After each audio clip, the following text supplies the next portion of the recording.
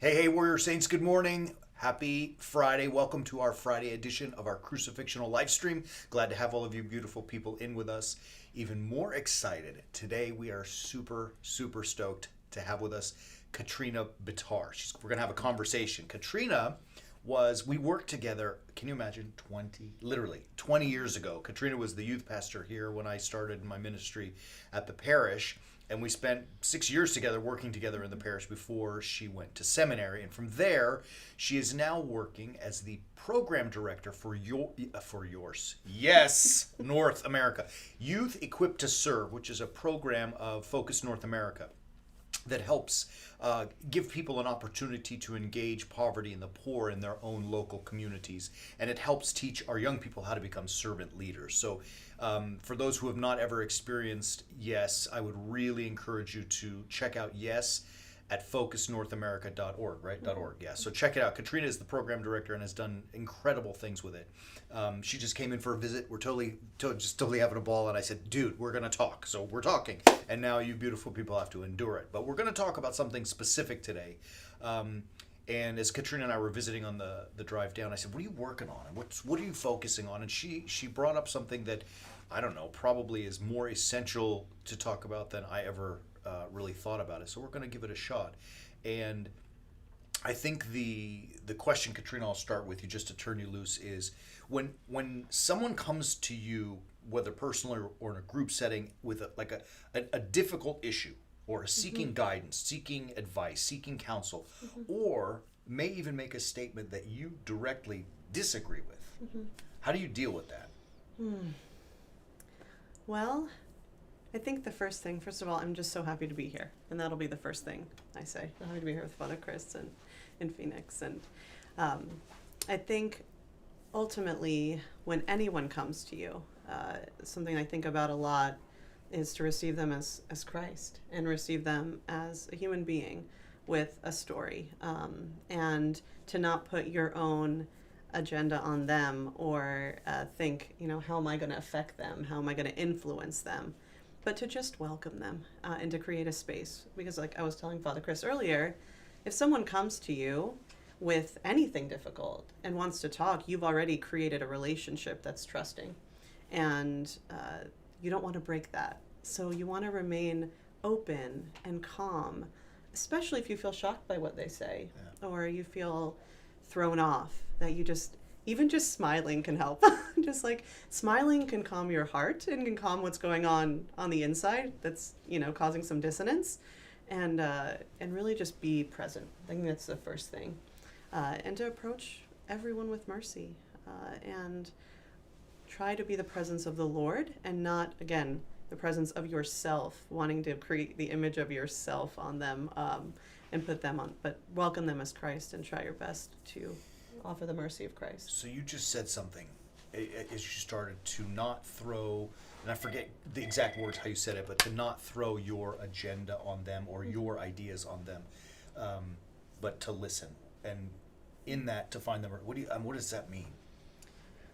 I think, I don't know if anyone can connect with this, but often with the people in our lives, we want to have some kind of influence, or we want to change them to be a way that makes us more comfortable, that makes us have to do less work or have to be patient with less. And we can create a situation where we're not seeing them and what they actually need, but we're seeing what we want them to be. And we're missing what's actually happening and the opportunity to serve them and to sit with them. Because there's different approaches you can take when you're with a person, right? You can think, I just want to fix you, right? I just want to fix a problem. Yeah. Or you think, I have more to offer than you, so I want to help you, and you can cause like inequality. But really, when it comes down to who we want to be for each other, we want to be servants of each other and create a space where we can find where God is leading us together and be alongside people in that. Like, where is God leading you? Not where do I want to lead you? Right. Yeah, I know that fixer mentality for sure. I mean, like as a pastor who loves my people, I mean, I want to solve all their problems because I want them to be happy. But, at some point it comes, I guess you have to realize who is the one who solves their problems. I mean, who solves their problems? The Lord. For Right. sure. Yeah, for sure. God's hand. And I think the crucifixional life is the way to conquer all of our monsters. But who has to do that work? You do yourself. The person. Right. The person themselves. So then, Right. I mean, as all right. So then, as a fixer who wants to fix for them, how do I get out of their way? Does that make sense? Like, in other words, Yeah. I insert myself into it, but I'm not supposed to, or shouldn't. How do I get out of the way? I think it's hard to get out of the way. And I think it's something we all have to do in our minds first before we act that way. Like, it's almost like whenever we have non-compassionate thoughts, or we have to do the work inside of ourselves to replace them with compassionate thoughts. Okay, this person is going through this. This person has experienced something difficult. This person is experiencing a struggle. Now, how do I get them, right? And how do I be the presence of the Lord for them where I can help them see where they need to go, right? Instead of saying a lot of like, I think you should, Yeah. or and going I, you go, tell me more. Like, why are you feeling this way? Why did you tell me what you want from me? Why did you come to me? Tell me what I can do for you. What have you been experiencing? How are you feeling? How is it affecting you? This thing that you're struggling with, this question you have. And I think it's so much better to be with people to help them answer their own questions and find their own way. And that's what I think who we are for each other. Like, we're here to stand alongside each other, to journey together, and to create relationships that produce healing and produce good fruit. But like you said, you have to want to do the work. Like, if someone, wants you to do it for them, then they're never really going to get to the place they need to be anyway. Yeah, for sure. How do you? I mean, so I know we talked about this a little bit before. I don't want to totally blindside it, but when someone comes to you with a real issue, a tough issue that you personally or the teaching of the church clearly disagrees with, where can you find a place where you are open and ask those questions to lead them, into finding the right resolution, and yet also at the same time making sure you say, God has a position on this particular topic, and it is that. Does that make sense? It does. And I'll tell you all, and I'll tell you, Father Chris, this is something I pray very hard about, and I think very much about, because I really do think this is where the mercy of the Lord comes in, right? We all have things in our lives that are, we're distracted from who God is, right? We all have these things. Mm-hmm. And for most people, if they come to you for counsel because they're struggling, they've given themselves such a hard time already that the last thing you want to do is contribute to that, right? We all give ourselves, we're so much harder on ourselves sometimes than we are on other people. Yeah. And so that's one thing I try very hard to not do, is to make things harder, right? To make blanket statements, but to teach and to offer who God is with love and with an invitation to kind of accept that love from God. Like, you have been chosen by God. Like, this is what it looks like to choose him back, and to do our very best. And this is an art, I think it's an art. And I think about this, and I talk about it a lot with people, that it's an art to be able to be in a conversation with someone and have them feel neither condemned or affirmed by you, but really just have them feel loved, and so loved that they want to be that servant of God, that they want to be their best self, and answer their questions honestly, right? Like Father Thomas Hopkins, one of his maxims says, give advice when you're asked, or if it's your duty, right? So if you're asked, give it. Right. Yeah. And the exception is if it's your duty, because I think that's just a handful of, we all want to just kind of tell people what they should do all the time. And for those that receive it, it's not as helpful as we think. Right. Just to be like, you should do this, But if someone comes to you with something difficult, first of all, they likely already know what they want to do. You just want to help them see that, and help them see, not condemn, not make them feel worse about it, not make it harder, but make it almost like this freedom to like look towards God and, I don't know, to find the life he's given them to live. Yeah. So you think that if someone comes to you with like a tough question, tough situation, they probably already beat themselves up enough before they even got there. Yeah, I do think so. And so I don't know, the most important thing I think is thinking about, and even like looking to the scriptures for these moments where, the adulterous woman is thrown at the foot of Christ. What does he do? He bends down to look at her eyes when everyone else wanted him, wanted to throw stones. Right. He said, what are you all doing? Like, you all have your own stuff, throw stones at her if you all are blameless. Right. But what does the Lord do? He looks at her and loves her. And he says, I don't condemn you. Like, does anyone condemn you? I don't condemn you. Go sin no more. Like, we have to look to the Lord to see the way he approaches people in their darkest, most like vulnerable, moments where they need more than anything him and his love and his embrace. And we want to do and it's hard because we are not that, right? Jesus is God. You are not God. I will fail in trying to love people as best as I can. I will fail. But if I'm at least working at it and trying my best and saying sorry when I say the wrong thing that isn't helpful. Yeah. But I think we help people to see the way they should go when we believe in them, not when we make things harder for them and condemn them. And then we have to hear every story is unique. Every story is unique, and every person's struggle is unique, and there's no one way to deal with one issue for one person, but to guide them to see the Lord in their situation. And what do you do then if you're able to do that gracefully? Like, it is an art, absolutely. It's hard. It's so hard because there's so many things. But what do you do then when you get to the point where you've given your all in the right way and they still choose what you consider to be like a mistake or a sin? My answer is I don't know, because I think every story is different. But I think at some point we walk our own way. Like, I'm only in control of the 3 feet that I live in. Yeah. Right. I'm not in control of you. I have too much going on in myself to think that I have control, or even put energy into thinking I have control over anyone's choices. I think we pray. I think we have to be very in touch with God when we're counseling people, when we're with them in their situation. And if someone goes on the way that's harmful, if it's life or death, we do something about it. Yeah, and they're sure. out of control of themselves, we do sure. something about it.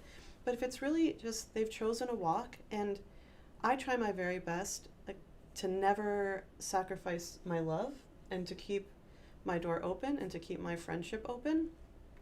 And, to realize, like, again, we are only in control of ourselves, and to actually let go a little bit of thinking that this person's going to be lost without me and my counselor.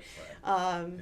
But I think every situation is so different that it's hard to have a blanket always answer to that question, but I think we do our best to know when we've done what we can do. Right. And to know, I love you, here I am. There's got to be, at some point, too, there's an acceptance of, like, all right, someone came to me and they asked my opinion, and I think X, and they have deliberately chosen not X. Right. And it's their life to live, and it's their consequences to endure. Right. If there are, maybe I'm wrong and not X was the right thing, but, Right. and it's theirs to live, and at some point, they probably think the same about me. Right. And so, Right. love them. Maybe relationships do drift apart or come back together at certain points. Maybe you're not as close anymore, maybe even closer, but still the love, and to realize, like, we had a chapter in our book called Are You Done with OPP? And the thesis was, are you done with other people's problems? Like, let them fix their problems. I got to do my business. Right. And if they come to me, I may see very clearly the mistakes they're going to make if they do. But still to love them and not judge them in spite of it all. That's, it gets a little more complicated when they do become things that are that will be physically, obviously, and emotionally dangerous. Right. And spiritually dangerous. Right. To let someone, like to let a teenager sneak their first beer is a mistake, but Right. they're not going to die from that, thank God. Right. But to let someone enter into a lifestyle that could be Right. just completely Yes. damaging, now what? And they can't see it. Right. I think that's when we have to step in, when someone can't see what is harmful to them, and they're they're in imminent danger in any of those ways that you mentioned. Yeah. But I think what you said about like just continuing to love, and I think ultimately what mercy is, it's an open door, to, just like the Lord says, like I'm the door, like come, like I think we have to enter into that same, open door. I am here. If you come to when the prodigal son came to himself, but Saint Nectarios actually talks and says beautiful words about like what it is to live a life of mercy. I can share some of that stuff. Yeah, what did he say? He talks, essentially, he finds a way to he finds his words for Matthew 25, and they're beautiful. He says, "The merciful accepts the sad one, doesn't turn his eyes from the one in need, nor hides his face from the poor, doesn't abhor from lending a hand to the one who asks for it. He gives his bread to the hungry, gives water to the thirsty, covers the poor, clothes the undressed, helps the suffering, and visits the prisoners and hosts the strangers." And I mean, if we were wondering what it is to enter into like the mercy of the Lord, I think he says it. Yeah, I mean, that's welcoming. Yeah, those, and the key there in those who are suffering and in need, naked, hungry, in prison, and so on. Right.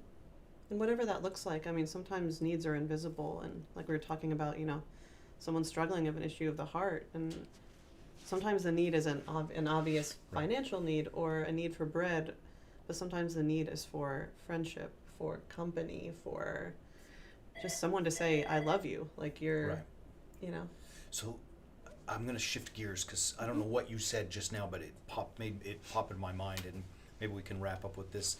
The word for mercy is the same root. It's from the root of oil. Yeah.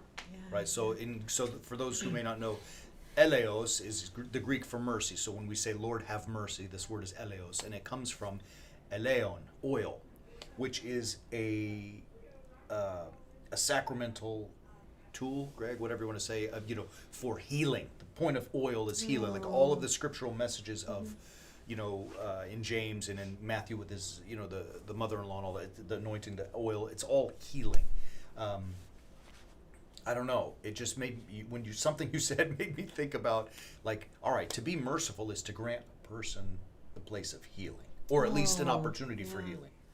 I don't know. No, I think that's it, right? It's the responding to, like when you play that game Mercy, and you're like, like doing this with your hands, and like that it's hurting to the point where I can't take it anymore. We say mercy, mercy, and I think that really is providing that. Okay, I can't do it anymore. You're like really giving mercy is like looking at someone who needs relief, needs to be just embraced and have their suffering, taken away, is ultimately, I love that. Yeah, that is. And I think to recognize, like, we're all suffering. We're all suffering, and I can't laugh at your suffering. I might not understand fully your suffering, but I need to be able to see you and your experience. Ultimately, I think the good message that you've given us all the way through this is that, the goal is to help that person that we're, interacting with find to be restored to their right place. Almost like when you talked about the prodigal son, to come to himself. He awoke and recognized that life, success, happiness, peace, whatever you want to call it, is found only in the Lord. And so hopefully that we can guide them to that awakening. That's really, the key to I think that's the key to ministry. Anyways, we appreciate you being with us. It's been fun. We had so many fun years. It was good. So it's good. We just thought, hopefully we'd share with you just some thoughts. And we love you, beautiful people. Thank you for being with us. Thank you again, Katrina. Thank you. Thank you for having me. Always, anytime. We'd love it. We could Skype in too. Now we got all kinds of stuff. So listen, beautiful people, we will resume on Sunday with Orthros and Divine Liturgy at 9 and 10 a.m. respectively, Pacific, as all of our times are Pacific. So Sunday, and we'll resume next week with our Crucifixional live stream. Don't forget to click the bells, hit likes, shares, all that stuff. We appreciate all that kind of good stuff. And last, don't forget, you got to go to warriorsaints.org/book, because our book is out there. It's available. The Way of the Warrior Saint, How to Live a Crucifixional Life. You can pick your copy up there. It'll take you right to Amazon. It's fun. We had a blast with the book. The book has been awesome. So you guys have been so supportive too. We appreciate all of you beautiful people. As always, it's time to get some. It's time to get out there and make stuff happen. And until we see you next time, keep walking on the way of the Warrior Saint.